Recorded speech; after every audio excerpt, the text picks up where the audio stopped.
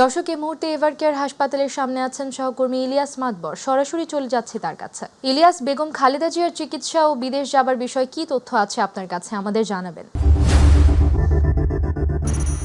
BNP chairperson Begum Khaleda Zia এখানে চিকিৎসা নিচ্ছেন। গত 23 নভেম্বর থেকে কিন্তু তিনি এখানে চিকিৎসা নিচ্ছেন। গত 27 নভেম্বর থেকে তার অবস্থা খুবই সংকটাপন্ন। এদিকে আমরা যেটা জেনেছি, সকাল থেকে আমরা এখানে রয়েছি, বাট এখন পর্যন্ত তার স্বাস্থ্যের কোনো আপডেট আমরা পাইনি।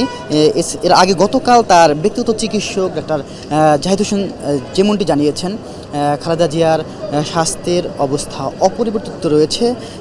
তাকে বিদেশ নেওয়ার মতো যে দীর্ঘ পথ পাড়ি দিয়ে যে লন্ডনে যাবেন, তার সেই শারীরিক তেমন অবস্থা নেই। সেই শারীরিক অবস্থা যখন হবে তখন আসলে বিএনপির পক্ষ থেকে জানানো হবে। মেডিকেল বোর্ড যখন জানাবে তখনই তার বিদেশ যাত্রার জন্য কাজ সম্পূর্ণ করবে না। এছাড়া আমরা যেটা জানতে পেরেছি যে জার্মানির FAI সিভিল এভিয়েশন তাদের এয়ার অ্যাম্বুলেন্স যাতে মঙ্গলবার হজরত শাহজালাল আন্তর্জাতিক বিমানবন্দরে অবতরণ করতে পারে, সেজন্য বাংলাদেশ বেসামরিক বিমান চলাচল কর্তৃপক্ষের কাছে অনুমতি চেয়েছে। ধারণা করা হচ্ছে এই বিমানে করেই খালেদা জিয়াকে লন্ডনে নেওয়া হতে পারে।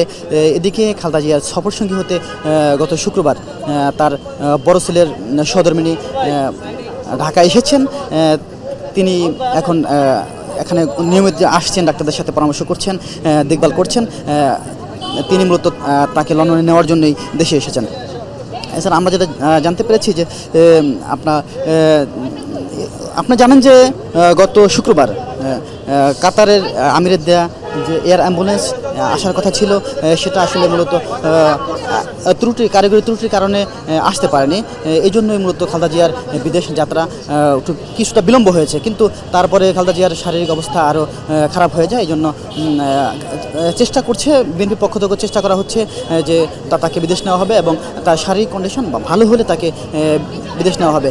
যে এই ছিল রাজধানীর এভারকেয়ার থেকে আমার কাছে সর্বশেষ আমাদের। ইলিয়াস, আপনাকে ধন্যবাদ। দর্শক, এভারকেয়ার হাসপাতালের সামনে থেকে সরাসরি যুক্ত ছিলেন সহকর্মী ইলিয়াস মাতবর। চলে যাচ্ছি পরবর্তী সংবাদে।